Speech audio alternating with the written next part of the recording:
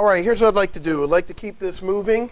I know that there's a sale going on here. I know there were like 9 or 10 vehicles sold yesterday.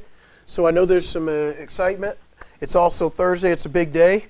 And yet we have training. We've pulled you off of the sales floor. So I want to be very conscious of our time and get things going. But here's the question now is I want to give you, first I want to give you a definition. I want to give you a definition. I have given this definition before, but today it is one of the overlapping thoughts of what we're talking about. I'm going to give you the definition of power. Does anyone know the definition of power that I have given? The definition of power. I'm going to make it as simple as I can, but I want to make sure you record this one. And remember this. Power is the measure of difference. Power is the measure of difference. What's the measure of difference between you and the salesperson across the street? That's the question. What's the difference in power between you and the salesperson across the street? Because here's how this boils down.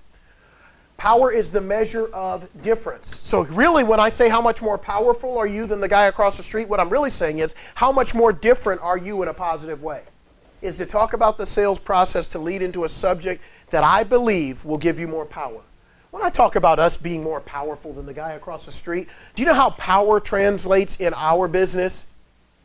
It translates under this word, influence. The more powerful I am, the more influence I have on the people around me. Power is the measure of difference. Power equals influence. Influence allows me to impact people. I want to be in a position when somebody asks me, it's a good thing, when the customer says, hey, I know you work here and I know you get a commission, but can you tell me what you really think? What they're saying is, you've earned my trust and I want to hear what you have to say about this car. I'm trusting that you're going to tell me the truth. That's powerful. That means you have influenced them. You have the power of influence. You can impact people and impact lives. I want to know what the car gives them access to. What does the car give them access to?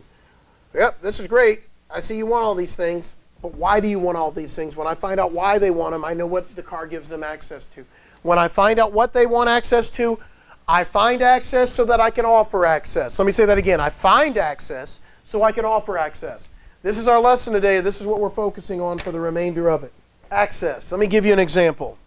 Lady says, I need, here's what she says. She tells you EDA. Or no, let's go EDC. She tells you that's what's most important to her is EDC. Now, you can flat out ask this question and say, what's most important to you in the selection of an automobile and list out space and find this out. Or just in your investigation, you can find it out and then translate it in your mind to what it is. She's really interested in economy and dependability, but she also wants comfort. And that's kind of an interesting combo because normally when you want economy, you're not necessarily looking for a ton of comfort or extra features on the inside of the vehicle. But so you say, ma'am, that is interesting. You want something, definitely fuel economy is most important to you. You obviously want the car to last, but you also want something that's very comfortable, and that makes a lot of sense. But if you don't mind me asking, why are these features your primary focus? Why are these the things that are that you're most interested in? She says, my situation's changed a little bit. She says, I'm going to be traveling to Canton a lot more. Oh, but how often will you go to Canton? She says, I'm going to try to go 2 to 3 times a month. 2 to 3 times a month to Canton from here? What is it? What's requiring you to go there? It's not requiring me to go there. I want to go there. My uncle raised me from the time I was a kid. And he lives there, and his health is failing, and he's getting older. And listen, I don't know how much time I have left. So guess what?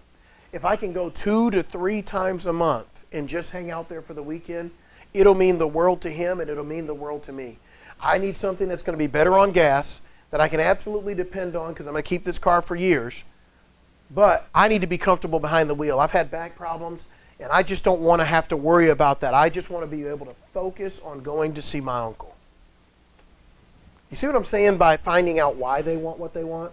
Isn't that more powerful than finding out, hey, I need economy and dependability? Well, cool. Let me go show you what's an economical vehicle. If I ask why, I find out what the car gives them access to.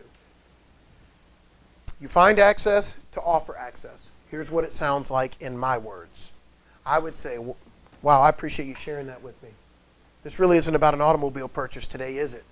This is about you securing precious memories with your uncle who's meant the world to you.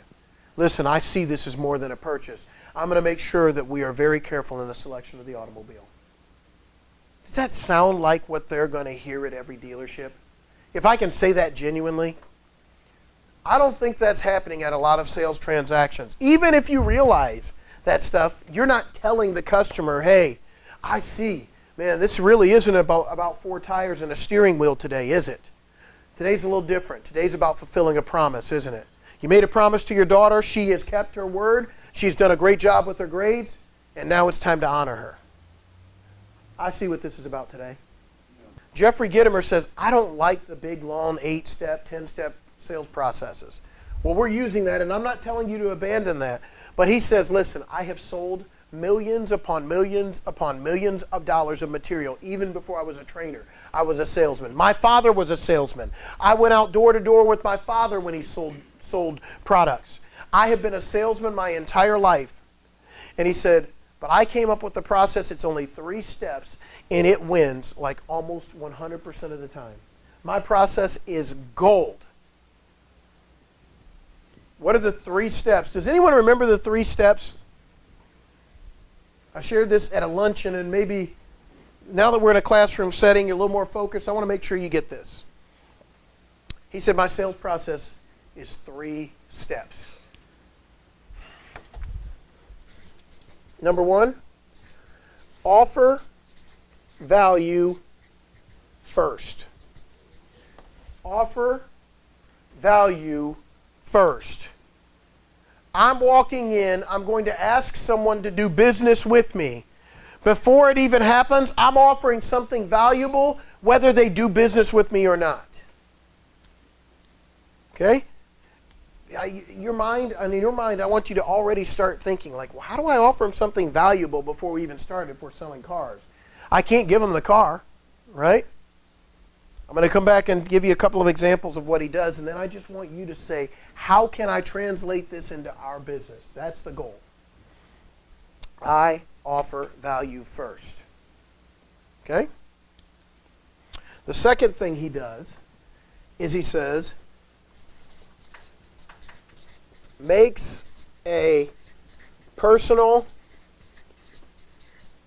connection.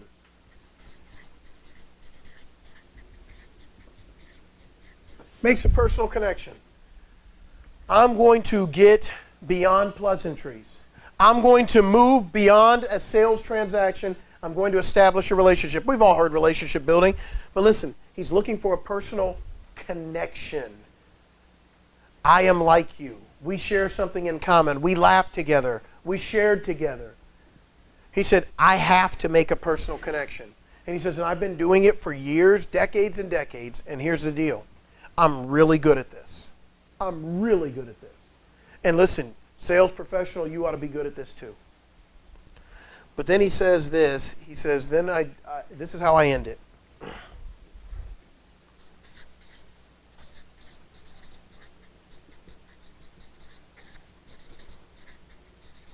I do something memorable.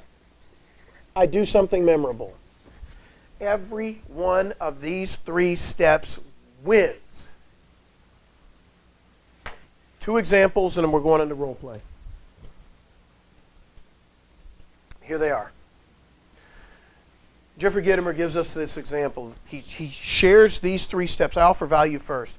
He says, for example, if I'm going to sell my training products, before I walk into that business, I will have researched that business. I looked at their website. I will have Googled them. I would have read up on every possible thing I could.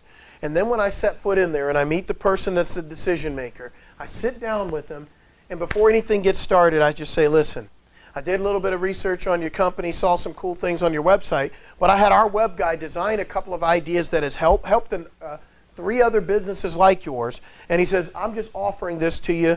There's no charge for it. It's just a little something we did above and beyond. He shows them in. He says, if you guys like it, I can have it done for you. My guys already put it together. That's pretty good. What other business walks in, has already spent money or already invested resources in investing in the person they're asking to do business with. When somebody, if I go to someone, they're coming over to my house to eat, and they get ready to, and they walk in and they offer me something. Hey, thanks for having us over. We got you a little something. Doesn't that just make you feel like you owe them a really nice night? You already were going to do that, but they did something above and beyond. Don't you feel like when somebody goes above and beyond, you owe something to them? He sets that up for the right reason, up front. I'm going to offer something of value up front. He gives another example. He said, man, I'm about to do business with this guy. I found out he has a son. His son's named Austin. His son likes Stone Cold Steve Austin. Okay? Loves the guy. So what's Jeffrey Gitmer do before the next appointment? Finds a poster of the guy that's autographed, gets it, offers it, says, this is for your son. It was that easy. This is for your son. That guy lit up. Then he said he gave it to his son. He says, what does that guy and his son think about every time they look at that poster? Him. Reminder of the friendship that was established. By offering this value first, he made an instant connection. He found out what was personal in this guy's life, found out about the guy's son, made the personal connection. Guess what? In those two steps, he had already done something memorable. He's already made the impression. Don't you think this business transaction's over? No. I mean, it's going to continue going, but in terms of whether or not that guy's buying from him, don't you think it's already over? The guy offered him something for his son. I'll tell you what, you're a server at a restaurant, you treat my kids well, you're going to get tipped well. Right? Straight up. Well, that's what we're talking about here. I want to give you the example, and if you recall this example, that's fine, but I need to drive this one home. There I am in the session. I'm in the back row. Guy's in the front row. He says, can I tell him about our talk about baseball? Guy in the front row says, yes. Says, great. Says the other day, just yesterday or whatever, we started talking about baseball. He knows that I love baseball and that I've collected baseball and sports memorabilia for a number of years. And so we had an exchange. What I didn't know is this gentleman's grandfather was in the major leagues for 1 year in the 30s. 1 year he was in the major leagues. And so we started talking about it. Gittimer threw some stuff out there, some people he knew that was in the major league at that time, and they just had an exchange. And he said, we really connected. We really had a connection. So would you say we had a nice connection? Yes. He says, may I share your letter? Yes. Pulls up the PowerPoint. On PowerPoint is a letter that this guy in the front row typed to Jeffrey Gittimer saying, thank you for the time you spent. I really enjoyed our conversation about this. I like that you took the time to talk to me. And since we don't have a lot of stuff left with my grandfather from being in the major leagues, it meant the world to me that you would listen for just a moment and let me reflect on who my grandfather was and what he's meant to our family. Even if for just a moment you would entertain that, you made my day. Thank you. It was a nice letter, about 3-4 paragraphs. Everybody in the room is sitting silently reading the PowerPoint going, And then Mr. Gittimer looks around, he says, pretty nice letter, huh? Would you say we made a connection? Yes. He says, well, it's a Sunday morning. He says, I just had this shipped over, got here about 2 hours ago, found a baseball card. You'll never guess of who. It's your grandfather. Oh, and it's autographed. There you go. Hands him the baseball card. Guy starts bawling his eyes out in the front row, and half the room is in tears. He says, when everything dies down, he says, I have literally been doing this for decades. Making a connection and doing something memorable. You say it's great, Ed, because of the business he's in and the connections he has. Stop that for just a moment if you're thinking any of that. My question to you is, how do I implement this into what I do? How do I offer value first? You know, we offer popcorn and snacks and different stuff. What if you had your own little setup at your desk? Something that said, hey, just for coming in to see me, you get this. What if you just invested a little money and offered something right up front where they felt like, wow, that's a nice gesture?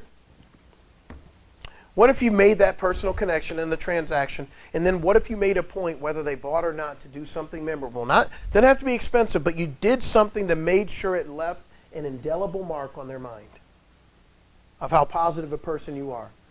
If you did those three and incorporated them and made them a part of your sales process, you would win 90% of the time. That's why I shared that with you. He said, listen, I don't care. It's transferred over into a number of industries. This process works.